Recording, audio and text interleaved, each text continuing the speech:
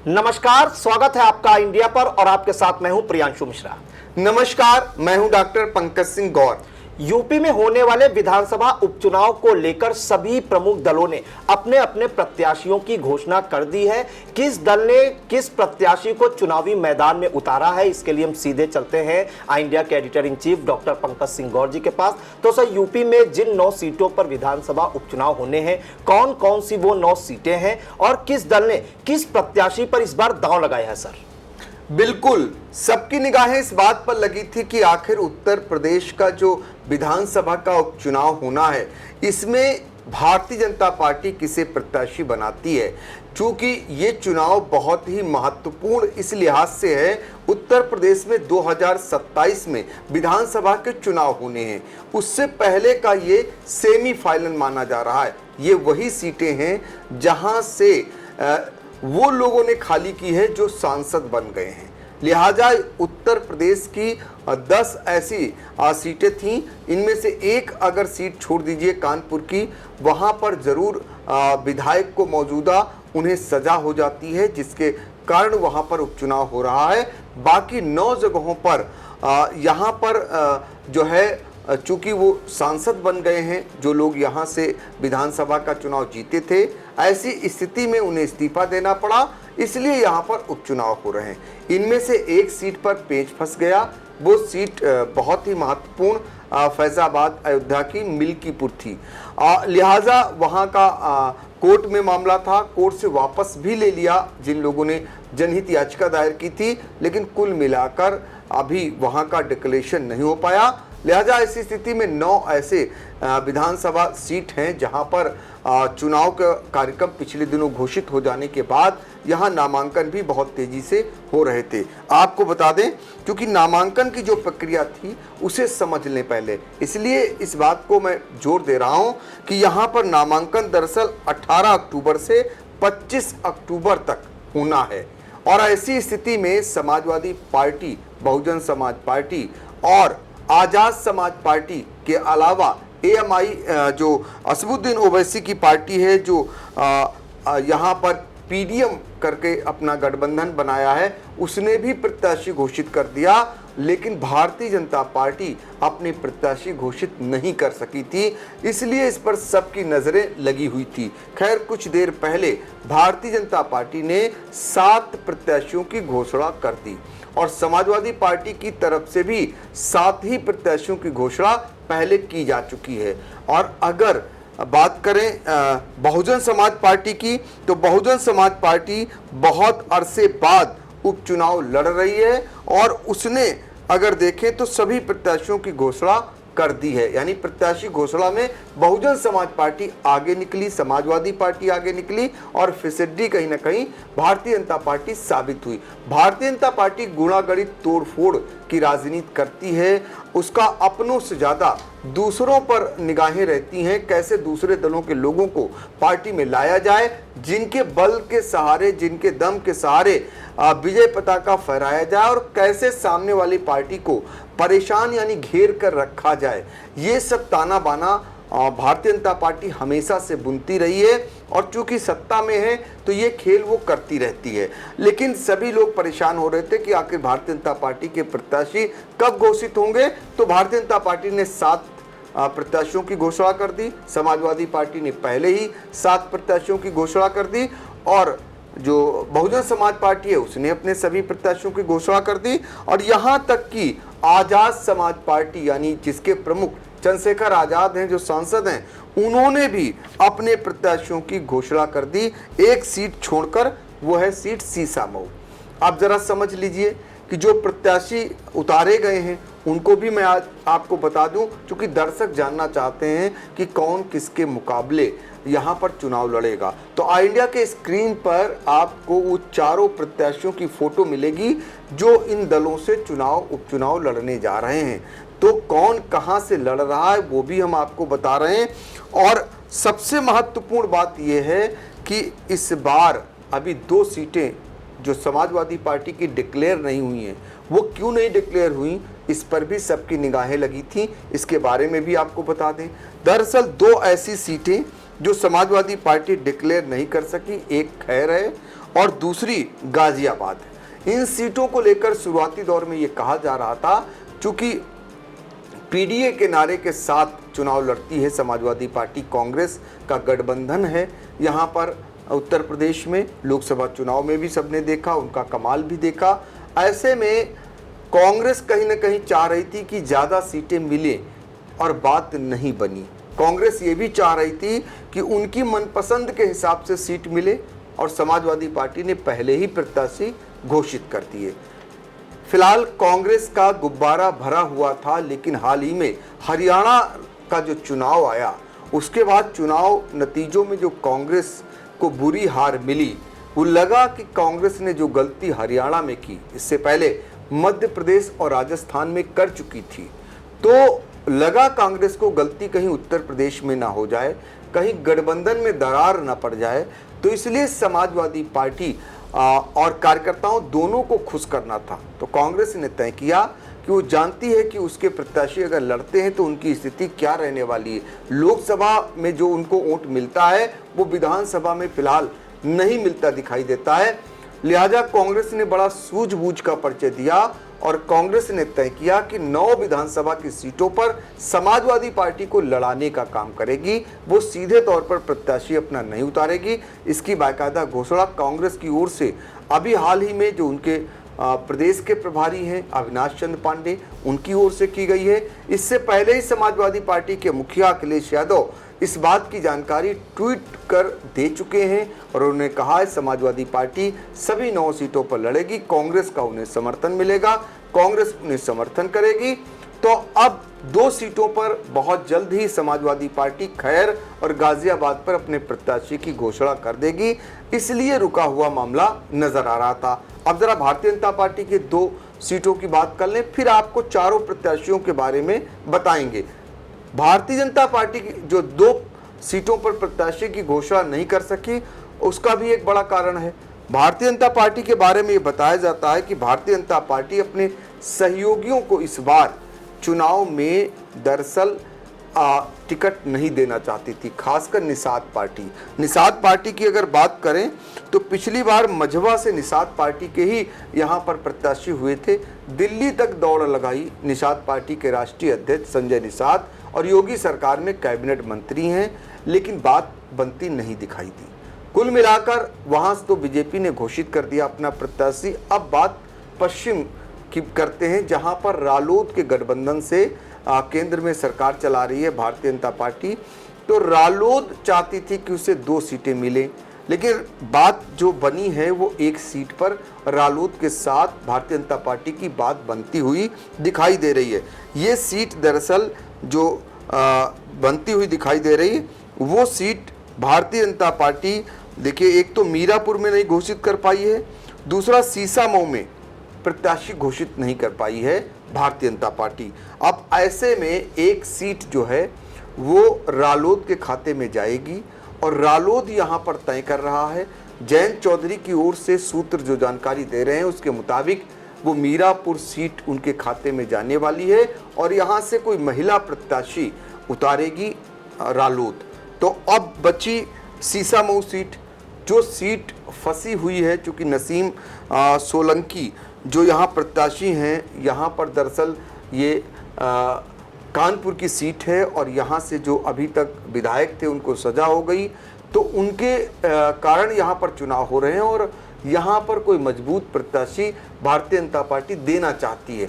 इस वजह से इसकी घोषणा आज हो जाएगी या बहुत कम गुंजाइश है, कल तक तो जरूर हो जाएगी। आज ही ज़्यादातर संभावना है कि यहाँ पर भी भारतीय जनता पार्टी प्रत्याशी की घोषणा कर देगी, चूँकि 25 अक्टूबर को नामांकन के अंतिम दिन है। इससे पहले प्रत्याशी घोषणा करना रहेगा, चूँकि समाजवादी पार्टी के ज़्यादातर प्रत्याशी अपना नामांकन कर चुके हैं, दूसरी पार्टियों के भी बसपा हो या फिर आज़ाद समाज पार्टी हो, उनके भी प्रत्याशी नामांकन कर चुके हैं। तो ऐसे में भारतीय जनता पार्टी के लिए अब सिर्फ और सिर्फ 1 दिन बच रहा है, यानी आखिरी दिन का नामांकन बच रहा है। 2 प्रत्याशी घोषित होने हैं और आज जो घोषित हो चुके हैं उनके वो भी कल नामांकन करेंगे। तो भारतीय जनता पार्टी के सामने ये थोड़ी सी दिक्कत है और चूंकि ये उपचुनाव है, उपचुनाव में ज़्यादातर सीटें पिछले अगर रिकॉर्ड को देखें तो समाजवादी पार्टी के खाते में थीं। इसलिए अगर उस लिहाज से देखें और समाजवादी पार्टी इस बार उससे ज़्यादा पाना चाहती है, अगर उससे ज़्यादा जीत पाती है तो निश्चित तौर पर एक बड़ा संदेश समाजवादी पार्टी फिर से देने में सफल हो जाएगी, जैसे लोकसभा चुनाव में दे चुकी है। अगर ये ऐसा नहीं होता है तो योगी राज को लेकर और योगी सरकार यदि 3 से 4 सीटें तक झटक लेती है तो निश्चित तौर पर योगी राज के लिए भी एक अच्छा संदेश कहा जा सकता है। अन्यथा की स्थिति में इस बार का जो सेमीफाइनल मुकाबला है ये बहुत ही ये कहिए कि ये सत्ताधारी दल के लिए बहुत ही खराब होने वाला माना जा सकता है। हालांकि दोनों दलों के लिए एक संदेश होगा, विपक्ष के लिए भी और सत्ता पक्ष के लिए। इस पर भी हमारी नजरें रहेंगी। फिलहाल हम आपको बता देते हैं जो प्रत्याशी हैं चारों पार्टियों के, बल्कि इस बार पीडीएम जो लड़ रहा है उसके भी प्रत्याशी के बारे में आपको बताएंगे।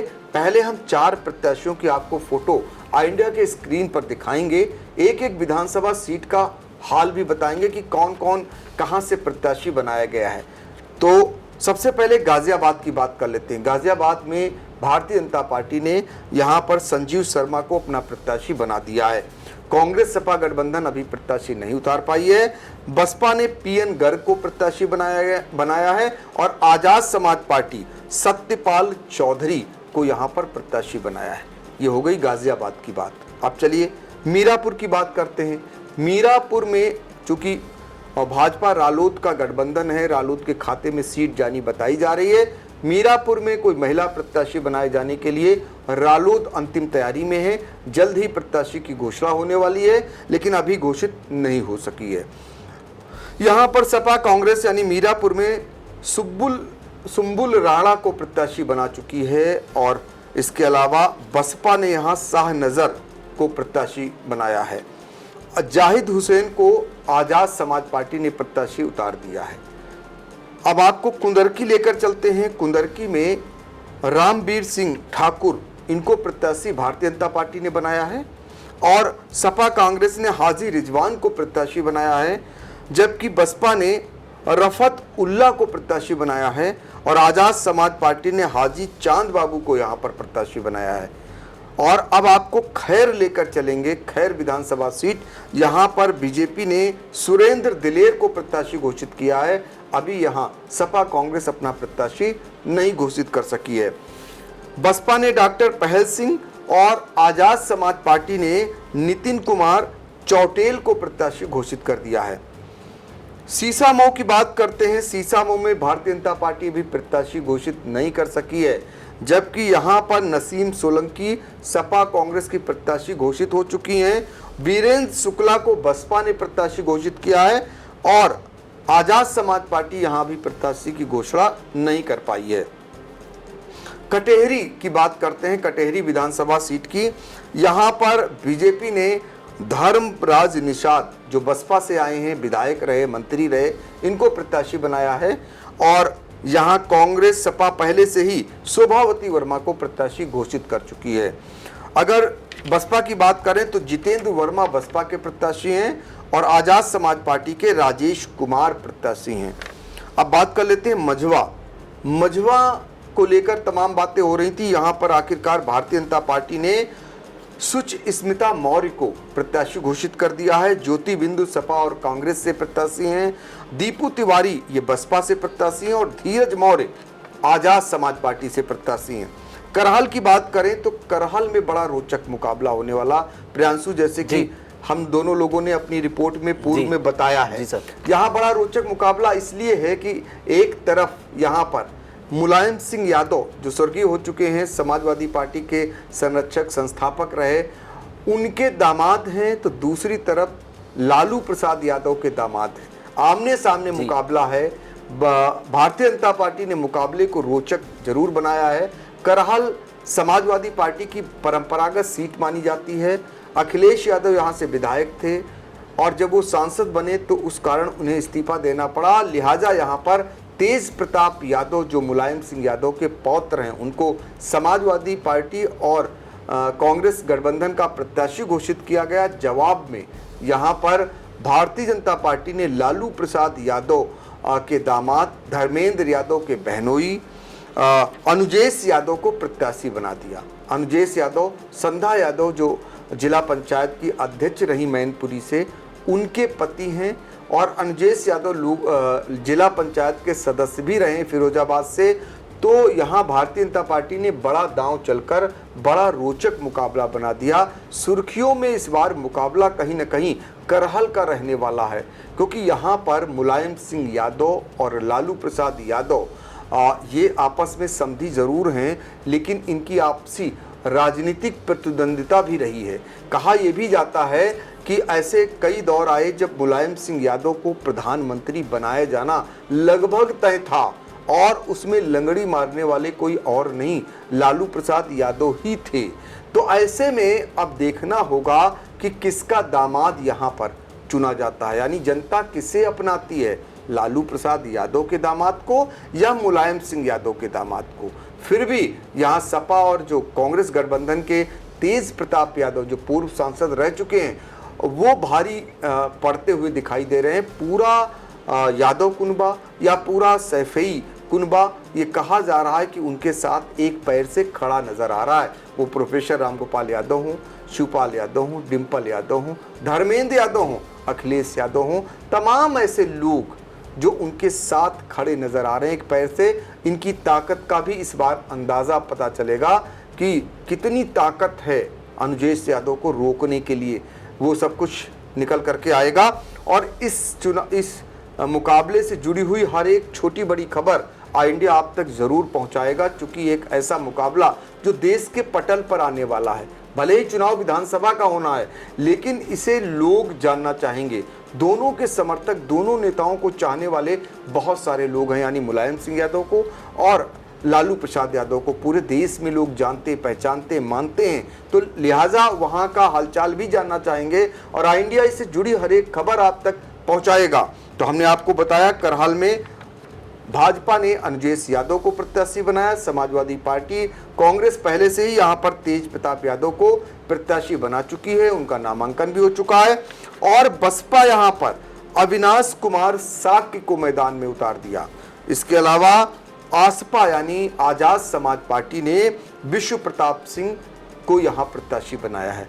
तो अब आपको फूलपुर का हाल बताते हैं। फूलपुर विधानसभा सीट जो है, यहां पर बीजेपी ने दीपक पटेल और सपा कांग्रेस ने मुस्तफा सिद्दीकी को प्रत्याशी बनाया है।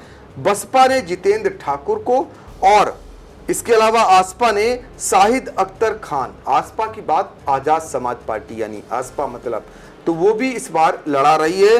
और बड़े दिलचस्प मुकाबला इसलिए है कि बसपा और आजाद समाज पार्टी ने मुस्लिम प्रत्याशियों को भी तरजीह दी है। ये किसका काम बनाएंगे, किसका बिगाड़ेंगे, ये बहुत देखना रहेगा। सबसे खास बात जो है वो भी समझ लीजिए कि भारतीय जनता पार्टी जो महिलाओं की बात करती है, महिलाओं की वकालत करती है, यानी आधी आबादी की बात तो करती है, लेकिन इस चुनाव में महिलाओं को तवज्जो भारतीय जनता पार्टी की तरफ से नहीं दी गई है।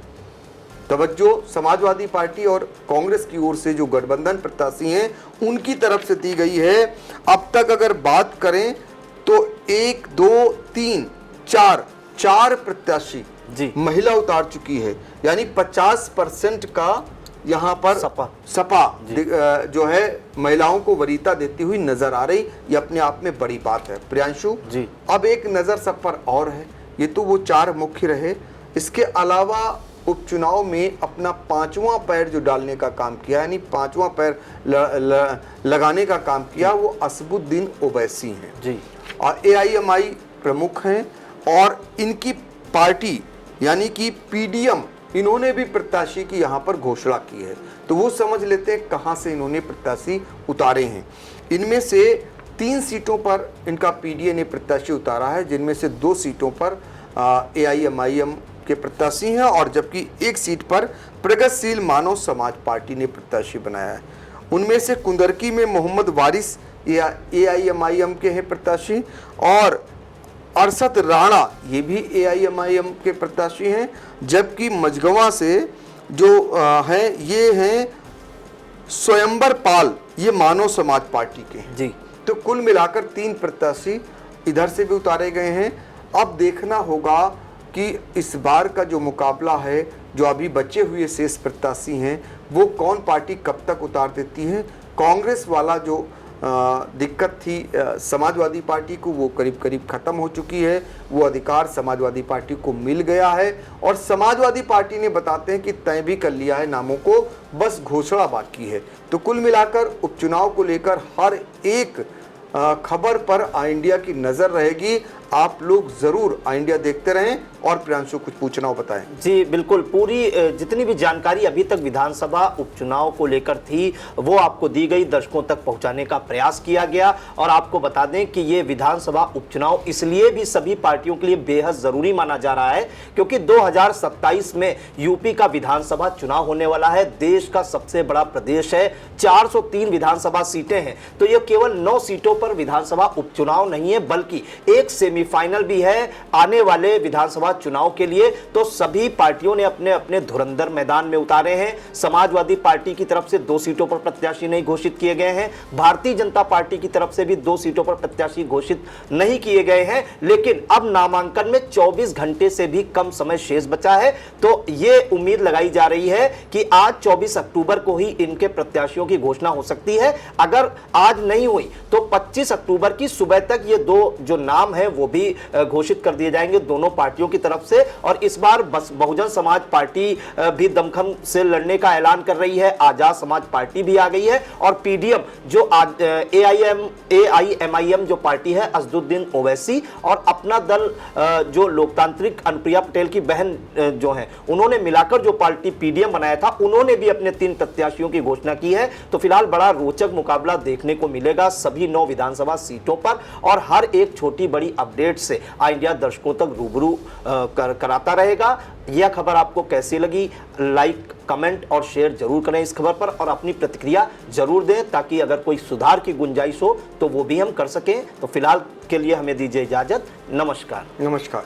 आई इंडिया की परफॉर्मेंस का रिपोर्ट कार्ड एनालिसिस रिपोर्ट में गढ़ा गया नया कीर्तिमान। 15 सितंबर से 12 अक्टूबर तक का हाल, 28 दिनों में 30 लाख व्यूज हुए पार, 1.25 लाख घंटे वॉचिंग का ग्राफ, 7500 बने नए सब्सक्राइबर्स, 1 लाख से ज्यादा दर्शक रोज देख रहे आई इंडिया, 5000 घंटे पहुंची डेली वॉचिंग। शुक्रिया हम पर भरोसा जताने का, संकल्प बेहतर से और बेहतर बनाने का। देखते रहिए आई इंडिया, खबर आपकी, नजर हमारी।